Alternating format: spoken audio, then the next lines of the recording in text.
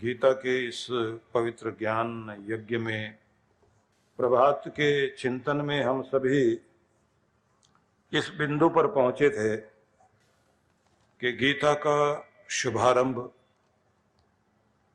मोह में फंसे हुए और पक्षपात करते हुए एक ऐसे व्यक्ति के जिज्ञासा से शुरुआत हुई जो राष्ट्र पर अपना कब्जा जमाए बैठा है और जिसका बेटा उद्धत है, मदमस्त है, दुर्योधन, जिसने राष्ट्र पर कब्जा जमाया हुआ है वह धृतराष्ट्र। धृतराष्ट्र जिज्ञासा करता है कि धर्म क्षेत्र कुरुक्षेत्र में युद्ध के लिए आतुर मेरे और पांडु के पुत्रों ने क्या किया। संजय मुझे इसके विषय में बताएं। तो यहां दो शब्द बड़े महत्वपूर्ण हैं, मेरे और पांडु। पांडु के पुत्र, पांडु वह भाई जिसने अपना मुकुट उतारकर अपने बड़े भाई के सिर पर रख दिया और ये कह दिया कि मैं मरण धर्मा मृत्यु की तरफ जा रहा हूं, मौत नजदीक है। मरते हुए भाई ने अपने भाई के सिर पर मुकुट रखा और अपने बच्चों की जिम्मेदारी दी और उनके बच्चों का हक छीनकर कब्जा जमाकर बैठा हुआ आदमी अपने बेटे के मोह में इतना फंस गया कि उसने उनका हक दिया भी नहीं और बात युद्ध तक पहुंच गई। युद्ध तक पहुंची हुई बात में भी वो यही शब्द बोल रहा है कि बताओ मेरे बेटों ने क्या किया और वो पांडु के पुत्रों ने क्या किया। जहां इतना मेरे तेरे का भाव होता है वहां मन में युद्ध घट गया तो फिर भूमि पर भी युद्ध आता है। और मानवता के इतिहास में ये बात सोचने योग्य है कि जब जब भी इस तरह मेरे तेरे का पक्षपात होता रहा, घर घर में लड़ाइयां चलती रही, हर मन में लड़ाइयां चलती रही। और ये भी आप लोग जानते हैं कि सुबह ये बताया गया था कि कृष्ण अर्जुन के सारथी हैं और साथी भी हैं। तो साथी का साथ और सारथी को जीवन रथ सौंपकर अर्जुन ने कहा कि तुम मुझे चलाने वाले बनो, मुझे जिधर जाना चाहिए मेरी बुद्धि को हाँकने वाले बनो, मुझे निर्देशन देने वाले बनो। तो ऐसी स्थिति में कृष्ण जो अपने ज्ञान के द्वारा अर्जुन के मन मस्तिष्क को पहले योद्धा बना रहे हैं, विजेता बना रहे हैं। कृष्ण एक ऐसा नाम जिस नाम में हम देखते हैं न मद है न मोह है, वो नाम ही मदन मोहन है। जिस नाम के द्वारा व्यक्ति के अंदर का अहम और उसका मोह हटता है, जिनकी शरण में जाने से व्यक्ति मद रहित हो जाता, मोह रहित हो जाता है, ऐसे मदन मोहन कृष्ण ने अर्जुन को संदेश दिया। तो ये हम सब ने सुबह जाना था और अब हम इस कड़ी में आगे प्रवेश करेंगे। दूसरे अध्याय का एक श्लोक जो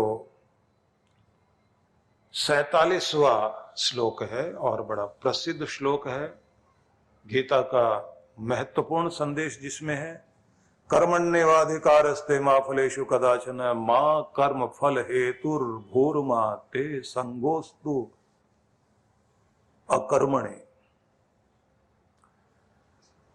कर्म करने में ही तेरा अधिकार है अर्जुन, फल में नहीं। फलेषु शब्द दिया, फलों में नहीं, परिणामों में नहीं। अनेक तरह के परिणाम तुम्हारे जो कर्मों से आते हैं उसमें तुम्हारा अधिकार नहीं है। अतः तो कर्म फल का हेतु भी मत बन, कारण भी मत बन, और तेरे कर्म करने में आसक्ति भी ना हो। मतलब अपना कर्तव्य निभाए जा निष्काम भाव से, खूबी से अपने कर्म को करो। कितना फल मिलता है कितना नहीं, इस पर तुम्हारा ध्यान ना हो। यहां समझने वाली बात है कि करना मनुष्य के अधीन होना चाहिए, प्रारब्ध तो प्रभु के अधीन है, किस्मत प्रभु के अधीन और कर्म हमारे अधीन। लेकिन जो प्राप्त है उसको सेवा में लगाकर आत्म कल्याण करना मनुष्य का कर्तव्य है। मतलब जो भी तुम्हारे पास शक्तियां हैं, साधन सामग्री है, जो भी सुख के साधन है, उनके द्वारा हम सेवा करें प्रभु की राह में और आत्म कल्याण करें।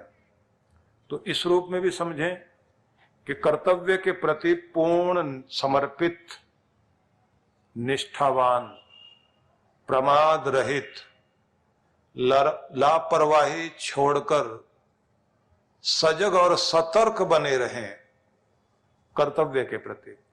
जो मुझे करना चाहिए, मैं क्या दे सकता हूं, यह भाव बनाकर कर्तव्य पथ पर आगे बढ़ें। मैं किसी से क्या ले सकता हूं, कौन मुझे क्या फायदा दे सकता है, इस स्वार्थ वृत्ति से ऊपर उठकर लोक हित, लोक संग्रह में अपनी दृष्टि लगाएं, ईश्वरीय कृपा को महत्व दें, स्वार्थ पूर्ति को महत्व न दें। ये एक सार है। अब इस सार में जाने से पहले मैं थोड़ी सी बात आपको पूर्व प्रसंग में जरूर बताना चाहूंगा, जिसको आप लोग जरूर ध्यान से सुनेंगे कि दो तरह की सेनाएं आमने सामने हैं, जिनमें 18 अक्षौहिणी कुल मिलाकर सेना इस युद्ध में खड़ी हो गई। मतलब ये कि उस समय के सारे राजा इन दो पक्षों में बट गए और ज्यादा से ज्यादा राजा जो है वो दुर्योधन के पक्ष में जाकर खड़े हो गए, क्योंकि उनको लग रहा था कि जीतने वाला तो दुर्योधन ही है, पांडवों की शक्ति कम है, उनके साथ कोई है भी नहीं, तो वो जीत भी नहीं पाएंगे। तो कमजोर के साथ कोई भी नहीं लगता, तो जिसका कोई नहीं होता तो उसका भगवान जरूर होता है। तो इसलिए कहते हैं किश्तियां सभी की पहुंच जाती हैं किनारे, किश्तियां सभी की पहुंच जाती है किनारे, ना खुदा जिनका नहीं उनका खुदा होता है। नौका चलाने वाला जिसका साथ छोड़ दे, कहते हैं सबकी नैया चल पार कराने वाला भगवान साथ नहीं छोड़ता, वो तो साथ होता ही है। इसलिए अर्जुन के साथ, पांडवों के साथ उस समय कृष्ण आए। तो यहां कुछ प्रसंग और जानने जरूरी है, जिनको मैं आपको याद कराऊंगा। मैंने आपसे बताया था कि दुष्यंत और शकुंतला का पुत्र भरत, और भरत की पीढ़ियों में आगे चल करके एक राजा हुए जिनका नाम कुरु था। कुरु ने जंगल को साफ करके फिर पूरे क्षेत्र को हरा भरा बनाया, उनके नाम पर उस स्थान को कुरुक्षेत्र कहा गया।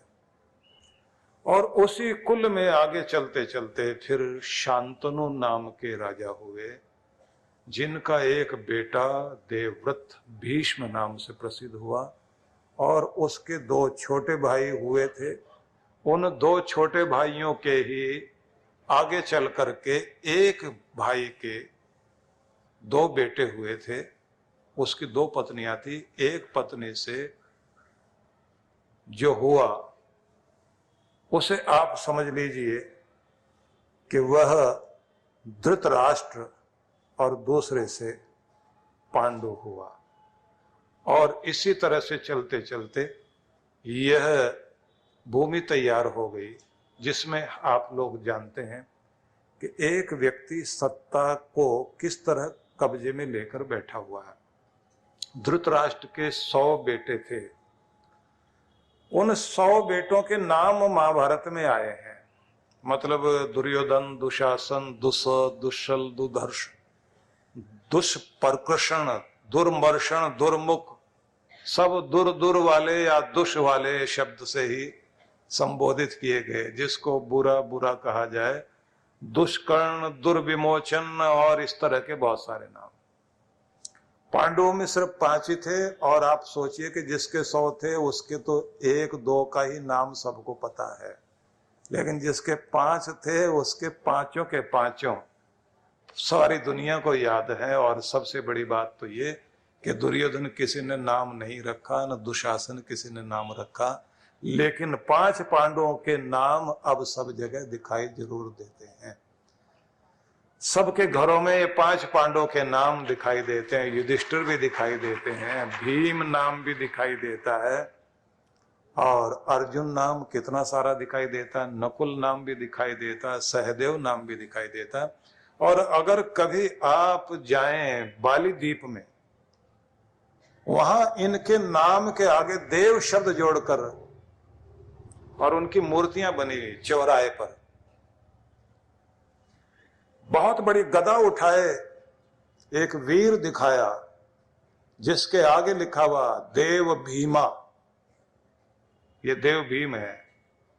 एक रथ पर धनुष बाण ताने हुए एक योद्धा दिखाई देता है, वहां लिखा हुआ देव अर्जुना। इस तरह से वे लोग, इन सब के नाम आज भी, मुस्लिम देश है लेकिन बाली में बहुत सारे हिंदू लोग रहते हैं जो आपकी परंपराओं से बिल्कुल अलग हैं, लेकिन वहां आज भी इस तरह ये नाम प्रसिद्ध है। तो आप जानते हैं कि कुरुवंश के तो ये दोनों ही पांडव कौरव थे, लेकिन कौरव ही धृतराष्ट्र के बेटे कौरव कहलाए और पांडु के पुत्र जो है वो पांडव कहलाए। धृतराष्ट्र अंधा था, तो ये आप लोग जानते हैं कि आंख से हीन होना इतनी बुरी बात नहीं थी, जितनी उसकी बुद्धि भी मोह से और मद से इतनी ज्यादा अंधी, मोह से अंधी थी कि उसने कर्तव्य और अकर्तव्य को नहीं देखा, नीति अनीति नहीं देखी, क्या करना और क्या नहीं करना इसको नहीं देखा, बल्कि वो कर दिया जो नहीं करना चाहिए था। जिस समय इन दोनों के बच्चे छोटे थे, पांडु मर गया और अंधे धृतराष्ट्र के सिर पर मुकुट सज गया। उनका पुत्र जो है वो अपनी मनमर्जी चलाने लगा, लेकिन था छोटा अभी और पांडव लोग भी छोटे थे। तो इस परिवार का जो प्रमुख था वो देवव्रत भीष्म, शांतनु का पुत्र, जिसकी ये वंश परंपरा के लोग, कहना चाहिए इस कुरुवंश भरतवंशी के इन पुत्रों में छोटे छोटे बच्चों के पढ़ाने लिखाने, क्योंकि इनके पिताओं को भी, पांडु को भी, धृतराष्ट्र की भी शिक्षा दीक्षा भीष्म ने ही कराई थी, और इस बूढ़े कंधे पर और भी भार आ गया कि इन्होंने आगे उनके भी बच्चों को पढ़ाना लिखाना, उनकी व्यवस्था करना, राजकीय प्रबंध करना। भीष्म ने अपने पिता की बात ध्यान में रखकर उनको वचन दिया था, तो पूरे साम्राज्य की व्यवस्था उन्होंने की और इनके पढ़ाने के लिए एक गुरु ढूंढा जिसने अस्त्र शस्त्र की विद्या सिखाई। उनका नाम हम सब लोग जानते हैं, द्रोणाचार्य। लेकिन भीष्म ने इस बात को ध्यान में रखा कि बच्चे ज्यादा दूर न पढ़ें, तो हस्तिनापुर के पास में ही एक स्थान ढूंढा गया जहां पर ये कौरव और पांडव पढ़ने के लिए गए। द्रोणाचार्य पढ़ाने में लगे रहे, भीष्म देख रेख करते रहे कि बच्चे ठीक जाएं, और मैं ये बात इसलिए बताना चाहता हूं कि बैर किस तरह पनपते हैं और बैर किस तरह भयंकर रूप धारण करते हैं। इसको इस तरह से समझ लीजिए कि खेल खेल में बच्चे किस तरह से एक दूसरे के प्रति बैरी हो गए। भीम ताकत में बहुत बड़ा चढ़ा था, तो सारे कौरव बच्चे जब किसी पेड़ पर चढ़ जाते थे और एक दूसरे को पकड़ने के लिए दौड़ा करते थे, तो भीम की जब बारी आती थी कि तुम पकड़ के दिखाओ, तो भीम देखने में भारी बहुत था, दौड़ता कम था, लेकिन ताकत का इस्तेमाल ज्यादा करता था। वो पेड़ के पास पहुंचकर पेड़ पर नहीं चढ़ता था, पेड़ को पकड़कर इतने जोर से हिलाता था कि सारे ऊपर चढ़े हुए नीचे गिरते थे, और जैसे नीचे गिर जाते थे तो फिर वो कहता था कि अब गिरे पड़े हुए हो, पकड़ने की जरूरत है क्या।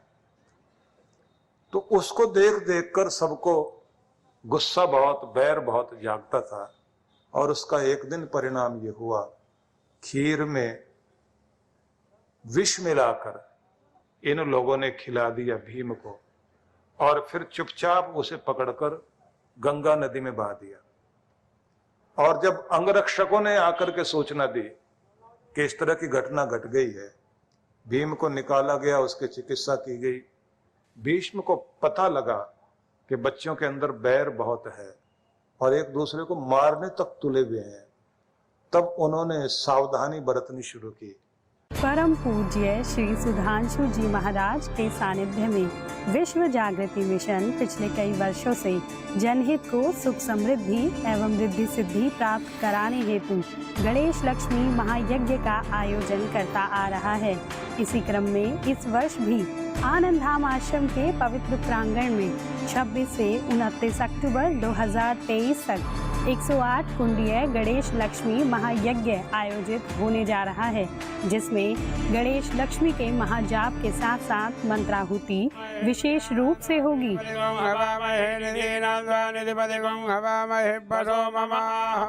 साथ ही 28 अक्टूबर को वरदान सिद्धि साधना में सम्मिलित होकर देव गुरु कृपा प्राप्त करें।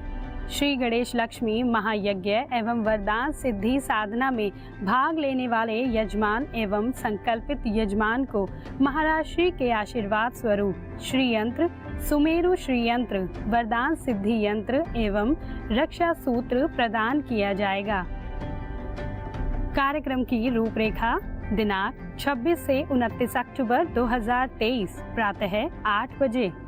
विशेष 28 अक्टूबर वरदान सिद्धि साधना एवं शरद पूर्णिमा पर गुरु दर्शन। आप सब परिवार इस कार्यक्रम में सादर आमंत्रित हैं। आप घर बैठे भी यज्ञ में भाग ले सकते हैं। यज्ञ में यजमान बनने के लिए संपर्क करें। परम पूज्य श्री सुधांशु जी महाराज के पावन सानिध्य में विराट भक्ति सत्संग दिनांक 2 से 5 नवंबर 2023। कार्यक्रम की रूपरेखा 2 से 5 नवंबर सायं 4:30 से 7 बजे, 3 से 5 नवंबर प्रातः 8:30 से 11 बजे। स्थान वीर हकीकत रॉय ग्राउंड नजदीक पुराना बस स्टैंड पटियाला। विशेष कार्यक्रम मंत्र दीक्षा 5 नवंबर दोपहर 12:15 बजे। आयोजक विश्व जागृति मिशन पटियाला मंडल। संपर्क सूत्र। आप सब परिवार सादर आमंत्रित हैं।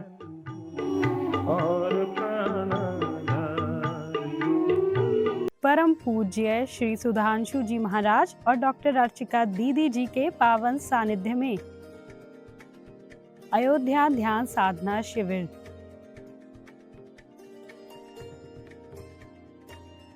दिनांक 2 से 6 दिसंबर 2023। स्थान श्री रामार्चन मंदिरम, श्री राम वल्लभा कुंज, जानकी घाट, श्री धाम अयोध्या, उत्तर प्रदेश 224123। आयोजक विश्व जागृति मिशन। संपर्क सूत्र। आप सब परिवार सादर आमंत्रित हैं।